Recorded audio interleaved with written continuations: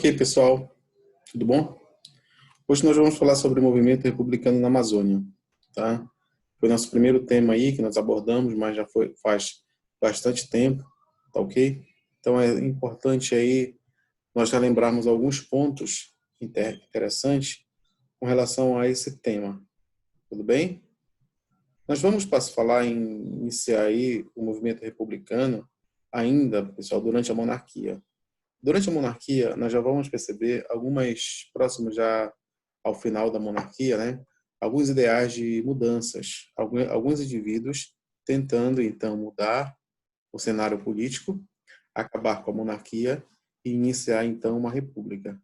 Mas o que era a monarquia? O que representava a monarquia? Nesse contexto que nós estamos abordando, a monarquia representava tudo aquilo que era passado, tudo aquilo que era obsoleto, tudo aquilo que ficou na história, tudo aquilo que deveria ser banido. Então isso representava o quê? Isso representava a monarquia. E a república? O que seria a república? A república seria ideias novas, trazer ideias novas para a nação, trazer modernidade, desenvolvimento. Então uma nação moderna seria uma nação que deixou para trás a monarquia. Isso era visto aí como moderno nesse contexto que nós estamos abordando. Tudo bem? Outro ponto importante aí. Agora, é importante a gente ressaltar que alguns grupos, né, sociais e econômicos, eles não pretendiam mudar. Quem eram esses grupos que não pretendiam mudar?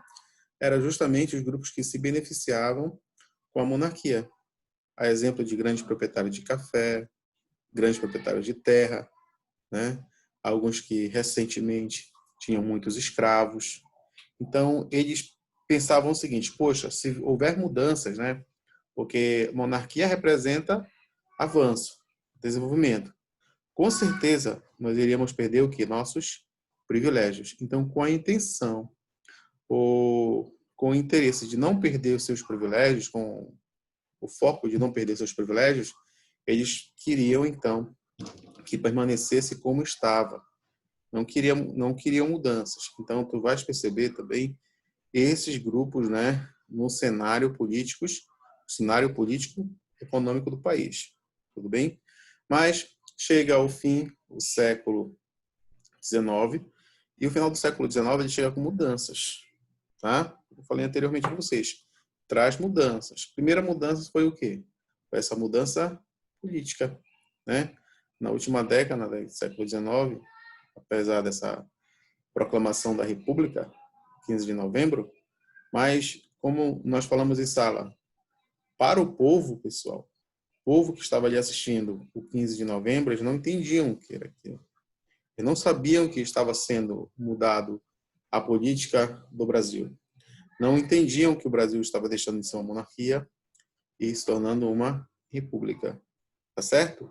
Aí tu vai perceber o seguinte, que o povo participou dessa república? Não. Então não era interessante para a elite a participação do povo, né? Então existiam aí alguns ideais que nós vamos perceber que eram comuns nesse contexto aí, onde alguns defendiam a participação do povo, tá? Outros não. Eu destaquei aqui 3 ideais importantes aí no movimento republicano no Brasil, tá? Existia a ideia do americanismo, que era o ideal de uma elite, principalmente da elite proprietária de terra, proprietária exportadora de café, em que essa elite proprietária de terra, exportadora de café, eles não queriam que o Brasil mudasse, permanecesse como estava, os privilégios na mão de uma elite, tá bom? Sabe cantando um tal de casa. Outro grupo seria a questão, então, dos jacobinismo, né? O jacobinismo, tu vai lembrar da Revolução Francesa. O jacobino seria o grupo do povo, o grupo que participava do povo intensamente aí nessa revolução, tá? Então a gente vai perceber que nos jacobinos era um grupo que defendia a participação do povo, era um grupo mais urbano, tá? Era uma camada social urbana que pretendia, então, a participação do povo. Tudo bem? E existia também o grupo lá dos militares, defendido por maioria dos militares, eles vão defender uma ideia positivista. Tá? Positivista, então, que se torna uma república, né? Mas essa república vai surgir um governo único para toda a nação e esse governo ele vai ser independente, tá? Ele vai ser muito forte, vai ser um governo autônomo.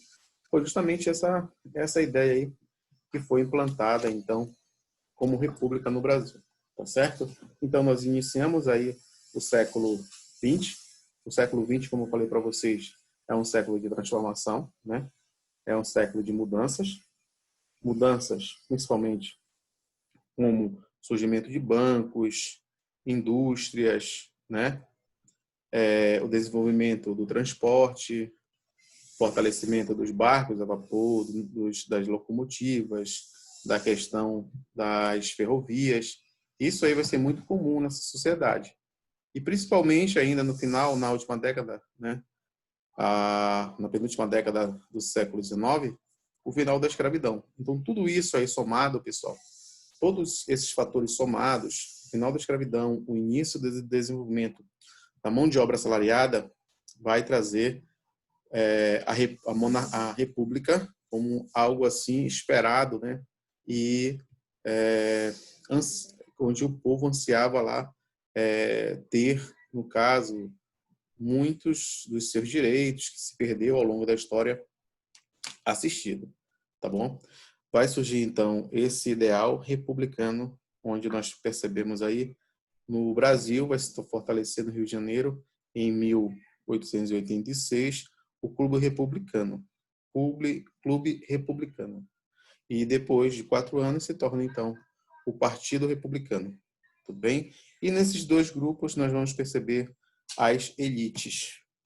No grupo que vai surgir aqui no Brasil, ou melhor, no Pará, o Clube Republicano, onde nós vamos perceber uma elite, que essa elite uma elite que já buscava então o final da monarquia, que era uma elite que trabalhava principalmente aqui, ó, depois a imagem que eu selecionei que eu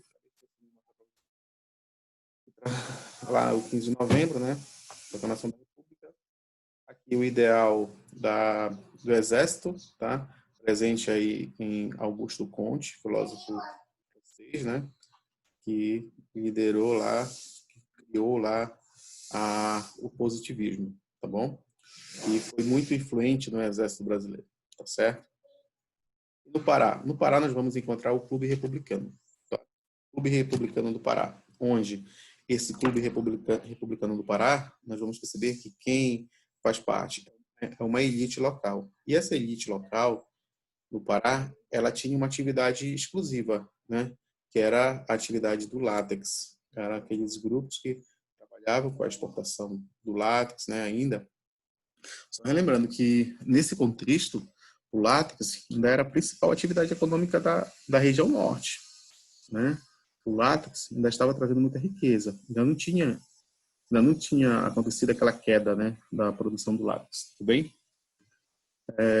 Belém, né, também, como não deixava de ser uma cidade, se for comparar aí com a restante das outras cidades do Brasil, Belém era uma cidade muito rica, desenvolvida, uma cidade que tu ia encontrar uma cidade iluminada, né, uma cidade que já existia uma rede de esgoto, água, né, diferente de muitas outras. Por quê? Porque Belém é fruto, pessoal, da, da economia do látex que trouxe bastante riqueza para o Brasil, né? Ou melhor, para a Amazônia. Tudo bem? Vai então se fortalecer em Belém lá o ideal lá do Lauro Sodré, né? À frente dessa questão aí da República, né? Mas o que eu queria chamar a atenção para vocês aí é que a República ela é proclamada. Mas essa república que é proclamada, ela não tem a participação do povo. Uma república que não possui a participação do povo em suas atuações. Tudo bem? Foi uma república que foi proclamada pela elite e para defender o interesse de quem? Da elite. Não é à toa que nós temos aí, nos primeiros anos da República, o quê? A não participação do povo, né, no voto, a participação da maioria do povo, que seria, no caso, analfabetos, tá? Um voto de cabresto, onde era algo que legitimava, né, a permanência dos coronéis no poder, a política dos governadores, certo? Então, eram políticas assim que nós vimos interessantes, né, que garantia a permanência, né, do poder de uma elite, tá bom? E que não pretendia mudar, tá? O que é que nós vamos perceber, concluindo aí com tudo isso? Concluindo que o Brasil se torna uma república, deixa de ser uma monarquia, e o que acontece é o seguinte, que a elite, antes dependente do rei, do imperador, agora não. Agora a elite que vai ditar normas, a elite que vai criar leis, e essas leis que vão ser criadas, elas vão beneficiar a elite. Tá bom, pessoal? Era essa a chamada que eu queria dar para vocês aí, tá bom? E no Pará não foi diferente, tá certo? Seria as oligarquias, elas vão se fortalecer, elas vão estar presentes aí nos primeiros anos de governo de República, né, do Brasil, tá certo? Falou então, meus amigos, saudades e um abraço, tá? E vamos lá para frente, que se Deus quiser, com a graça de Deus vai dar tudo certo. Amém? Tchau.